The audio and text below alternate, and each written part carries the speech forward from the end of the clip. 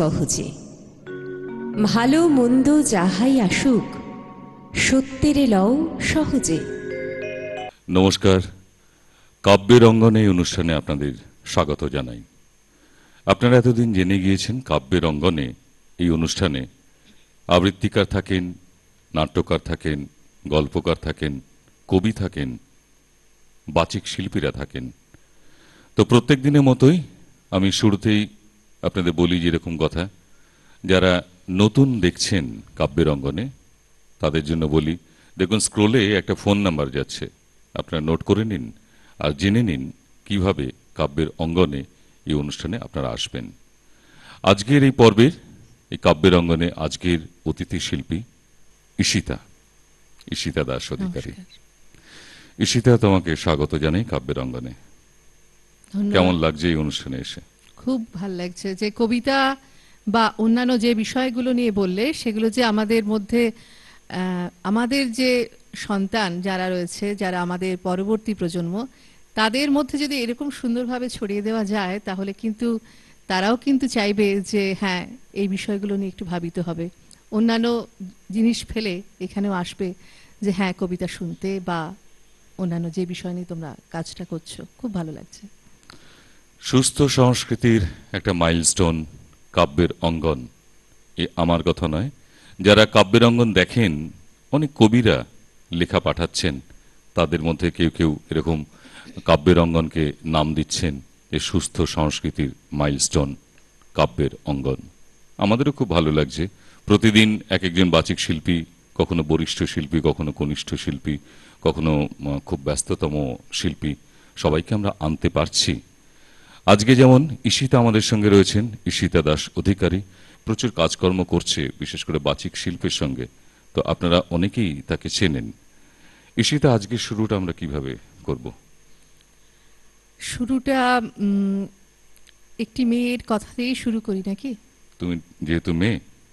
না, শুধু মেয়ে বলে না, এটি একটি সন্তানেরই গল্প। এর মধ্যে আরো অনেকে রয়েছেন, তার পিতা মাতাও রয়েছেন এবং পরবর্তী প্রজন্মের জন্য তুমি একটা এবং কিছু তার রাখতে মাস্টারমশাই রয়েছেন। হ্যাঁ, আমার মনে হয়েছে যে হ্যাঁ, আমাদের সন্তানদের যে পড়াশোনা শেখাটা কতটা জরুরি এবং সবাই যাতে এই বিষয়টার মধ্যে থাকতে পারে, সেই বিষয় নিয়ে কিন্তু এই কবিতাটা আমার এত ভালো লেগেছে আর কি। শোনা, কবি দেবব্রত সিংহের তেজ। শোনা। আমি জামমনির কুইরিপাড়ার শিবু কুইরির বিটি সাজলি বটি, কাগজওয়ালারা বলে কহু অতটুকুন বলে হবে কেনে, তুমি এবারকার মাধ্যমিকে প্রথম হয়েছ, তাই তোমাকে বলতে হবে আরো কিছু। টিভিওয়ালারা বললে তুমি খ্যাত মজুরের মিয়া, তুমি কি করে কামিন খাটে মাধ্যমিকে প্রথম হলে সেটা তোমাকে বলতে হবে খুলে। পঞ্চায়েতের অনি বৌদি, প্রধান, উপপ্রধান, এমএলএ, এমপি সবাই একেবারে হামলে পড়লো আমাদের মাটির কুড়া ঘরে। জামবনি স্কুলের হেডমাস্টার কোন বিহান বেলায় টিনের আগড় খুলে হাঁকে ডাকে ঘুম ভাঙাইয়ে খবরটা যখন প্রথম শোনালে, তখন মাকে জড়ায় শুয়েছিলাম আমি কুড়া ঘরের ঘুটঘুটটা অন্ধকারে। হেডমাস্টারকে দীক্ষা মায়ের পর আমিও চোখ কাচালে হাঁ হয়ে ফেলেছিলাম, এ কি স্বপ্ন দেখছি নাকি? স্যার বলে এটা স্বপ্ন লয়, সত্যি বটে। কথাটা শুনে কাঁদে ভাসাইছিলাম আমরা দু মা বিটি। আজ বাপ বাঁচে থাকলে আমি মানুষটাকে দেখাতে পারতাম বহুত কিছু। আমার বুকের ভিতরে যে তেজালো সন্ধ্যা বাতিটা জ্বালে দিয়েছিল মানুষটা, সেই বাতিটা আজকে আমাদের কুড়া ঘরটাকে কিভাবে আলো করছে সেটা দেখাতে পারতাম। আপনারা বলছেন বটে, কথাটা শুনতে কিন্তু খুব ভালো। তোমাদের মতন মিয়ারা যদি উঠে আসে তাহলে ভারতবর্ষ উঠে আসে, কিন্তু উঠে আসা রাস্তাটা যে এখনো তৈরি হয় নাই। খাড়া পাহাড়ে উঠা যে কি জিনিস, বহুত দম লাগে, বহুত তেজ লাগে। আমি জামবনির কুইরিপাড়ার শিবু কুইরির বিটি সাজলি, যখন তাকে হুঁশ হয়েছে তখন তাকে শুনে আসছি। বিটি না মাটি? ঠাকুমা বলতো পরের ঘরের হিসাল ঠেলবে, তার আবার লেখা পড়া। গায়ের বাবুরা বলতো তুই কুইরিপাড়ার বিটি ছিলা, তোর কামিন খাটা ছাড়া গতি কি। বাপ বলতো দেখ সাজলি, মন খারাপ করলি তো হারে গেলি। শুন, যে যা বলছে বলুক, এইসব কথা এক কানে সিমালে আর এক কানে বার করে দিবি। তখন আমাদের বাবুপাড়ার কুচিল ডিঘরার ঘরে কামিন খাটক মা। ক্ষয় রগে তাড়সে মায়ের গতরটা ভাঙে নাই এতটা। মাঝে মধ্যে জ্বর টর আসত, জ্বর আইলে মা চুপচাপ এগনাতে তালায় পাতে শুয়ে থাকত। মনে আছে, মনে আছে, সে ছিল এক জাড়কালের সকাল। রদ উঠেছিল ঝলমলানি, ঝিঙা ফুলা রদ। আমি সে রদে গা দুলাই পড়ছিলাম ইতিহাস, ক্লাস 7-এ সামন্ত রাজাদের ইতিহাস। দেঘরাগিরি লক পাঠাইছিল বার কতক। মার জ্বর সে তারা শুনতে লাই চায়। আমাদের দিদি বুড়ি তখনও বাঁচে, কুল তলায় বসে ছেঁড়া কম্বল মুড়ি দিয়ে বিড়ি ফুকছিল বুড়ি। শেষতক্য পড়া থাকে উঠাই মায়ের কাজ চুকুন করতে পাঠাইছিল বাবু ঘরে। পুরনো ফটক ঘেরা উঠান, অত বড় দরদালান, অত বড় বারান্দা, সব ছাটপাট দিয়ে সাফসুত্র করে আসছিলাম চলে। দেঘরাগিরি নাই ছাড়লেন। এক গাদা এটা কাটা জুঠা বাসন আমার সামনে আসে ধরে দিলেন। বললাম, তোমাদের জুঠা বাসন আমি ধরতে লাই পারবো। বাবুগিনি সে কি রা, কি বলি কি বলি আরেকবার বল। দেখনি যতটুকুন মূল হয় তত বড় কথা। জানিস, তোর মা, তোর মায়ের মা, তার মায়ের মা সবাই আমাদের জুঠা বাসন ধুয়ে এতকাল গুজারে গেল, তুই বলি জুঠা বাসন ধরতে লারবি? বললাম, হ্যাঁ, তোমাদের জুঠা বাসন আমি ধরতে লারবো, তোমরা লক দেখে লাওগা, আমি চললাম। কথাটা বললে গটগট করে বাবুগিনীর মুখের সামনে আমি বেড়াই চলে এসেছিলাম। তা বাদে সেলি কি কাণ্ড, কি ঝামালা। বেলা ডুবলে মাহা তোদের ধান কাটে, বাপ ঘরকে আলে, দু পাতা লেখা পড়া করা নাকি ছোট মুখে বড় থুতির কথা সাদ কাহন করে বলেছিল দিদি বুড়ি। মা কোনো রাহ কাড়ে নাই। আঘন মাসের সন্ধ্যা বেলা ইগনাতে আগুন জ্বালে গা হাত পা সেকছিল মা। এক মাথা ঝাঁকড়া চুল ঝাঁকানো বাপের প্যাটানো পাথরের মুখটা ঝলকে উঠেছিল আগুনের আছে। বাপের আমি চেহারা আমি কোনোদিনও দেখি লাই। বাপ সেদিন মা দিদি বুড়ির সম্মুখে আমাকে কাছকে ডাকে, মাথায় হাত বুলায়, গমগমা গলায় বলেছিল, যা করেছিস ব্যাস করেছিস। শুন, তোর মা, তোর মায়ের মা, তার মায়ের মা সবাই করেছে কামিনগিরি, গতর খাটাই খাইছে। তাতে হইছেটা কি, তাতে হইছেটা কি? এই কথাটা মনে রাখবি, তুই কিন্তু কামিন হবার লাগে জন্মাস নাই। যত বড় লাট সাহেবই হোক না কেনে, কারুর কাছে মাথা নুয়ায় নিজের তেজ বিকাবি নাই। এই তেজটুকুনে লাগে লেখা পড়া শিখাচ্ছি তুকে, না হলে আমাদের হাভাতা মানুষের ঘরে আর আছেটা কি? আমি জামমনির কুইরি পাড়ার শিবু কুইরির বিটি সাজলি। কবেকার সেই ক্লাস 7-এর কথা ভাবতে যায়। কাগজওয়ালা টিভিওয়ালাদের সামনে এখন কি যে বলি। তালপাতা রদ দিয়ে ঘেরা গবুল লাতা রিগনাতে লুকে এখন লুকাকার, তার মাঝে বাঁশি বাজায়, জিপ গাড়িতে চাপে আগু পেছু পুলিশ নিয়ে মন্ত্রী আলেক ছুটে। কোথায় সাজলি করি, কোথায়? বলতে বলতে বন্দুকধারী পুলিশ নিয়ে সজা আমাদের মাটির কুড়া ঘরে। হেড স্যার বললে, প্রণাম কর সাজলি, প্রণাম কর। মন্ত্রী তখন পিঠ চাপড়ালে। পিঠ চাপড়াই বললে, তুমি কামিন খাটে মাধ্যমিকে প্রথম, তাই তোমাকে দেখতে আলম। সত্যি বড় গরিব অবস্থা। তোমাদের মতন মিয়ারা যদি উঠে আসে, তার লাগে আমাদের পার্টি, তার লাগে আমাদের সরকার। লাও 10,000 টাকা চেকটা এখন লাও। শুনো, আমরা তোমাকে আরো টাকা দিব, ফুল দিব, সংবর্ধনা দিব। এই টিভি লক, কাগজের লক, তারা আছেন, এদিকে আসুন।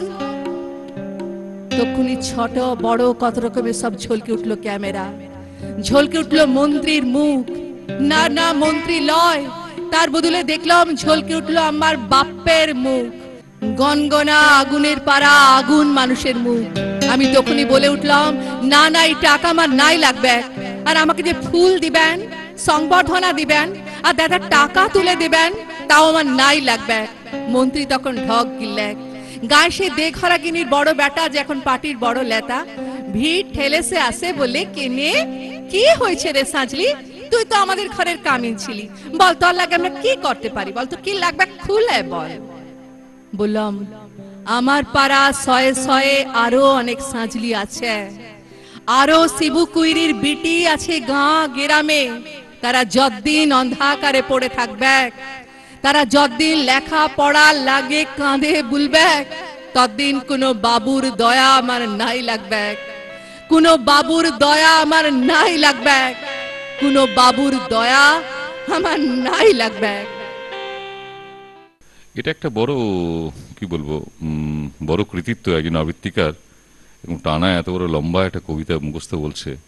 এরপর তোমার এইটা তোমার কাছ শুনে, থেকে শুনি কিছু। না আমি তো সবসময় শোনাই, তোমার এটা শুনতে শুনতে যেটা মনে হলো, তুমি যে পরবর্তী প্রজন্মের কথা ভাবছো, সন্তান, মেয়ে, তো একটি মেয়ের কথা মনে পড়লো, তিতলি নাম। হ্যাঁ, সেই তিতলি, শত শত তিতলি, হাজার হাজার তিতলি ভারতবর্ষে থ্যালাসেমিয়ায় আক্রান্ত। থ্যালাসেমিয়া জানো কি, একটা মারণ রোগ। এটা ঈশ্বরের একটা, বলতে পারি, অভিশাপ বলতে পারি। তো পশ্চিমবাংলাতেই অনেক বেশি পরিমাণে থ্যালাসেমিয়া আক্রান্ত শিশু রয়েছেন, এবং একটি থ্যালাসেমিয়া আক্রান্ত শিশু, আমাদের যে মানসিকতা, সেই মানসিকতা থেকে স্বামী স্ত্রী তারা আলাদা হয়ে গেছে। সেই থ্যালাসেমিয়া আক্রান্ত সেই একটি বিষয়ে যদি শিশু সচেতনতা থাকতো থাকতো, তাহলে তাহলে, হয়তো আমরা অনেকটাই এই যন্ত্রণাদায়ক পরিস্থিতির সম্মুখীন হতাম না। এবং কি যন্ত্রণাদায়ক একটা পরিস্থিতি।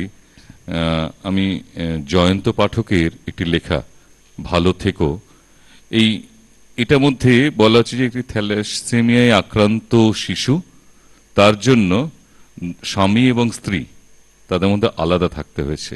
তখনকার গ্রাম, তখনকার সমাজ মেনে নেয়নি যদি তাদের সহমিলনে আরেকটি নতুন থ্যালাসেমিয়া আক্রান্ত শিশু জন্ম নেয়।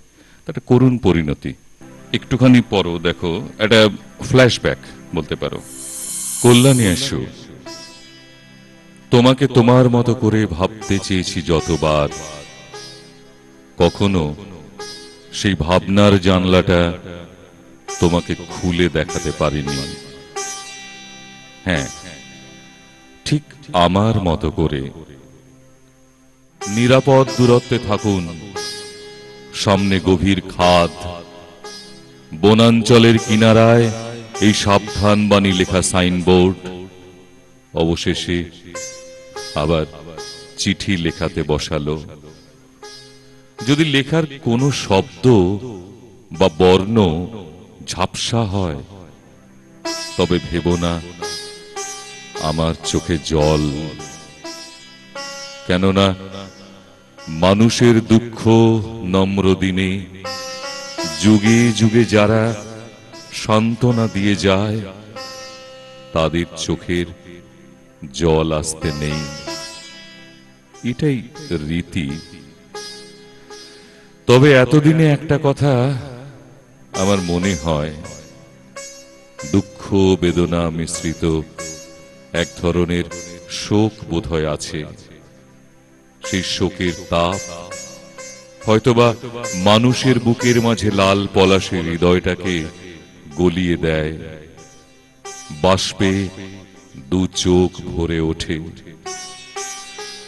যাক, যে কথা লিখছিলাম, একটি সাইনবোর্ড, নিরাপদ দূরত্বে থাকুন। বনাঞ্চলের কিনারে গভীর খাদের সতর্কতা।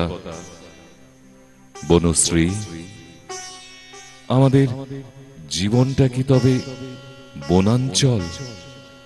কিনারায় গভীর খাদ, তাই আমরা একে অন্যের থেকে নিরাপদ দূরত্বে আছি। ডক্টর শ্রীমতী ভট্টাচার্যের কথা মনে আসছে। উৎপল বাবু, আপনাদের ছোট্ট তিতলি থ্যালাসেমিয়ার খাঁচা ছেড়ে উড়ে গেছে।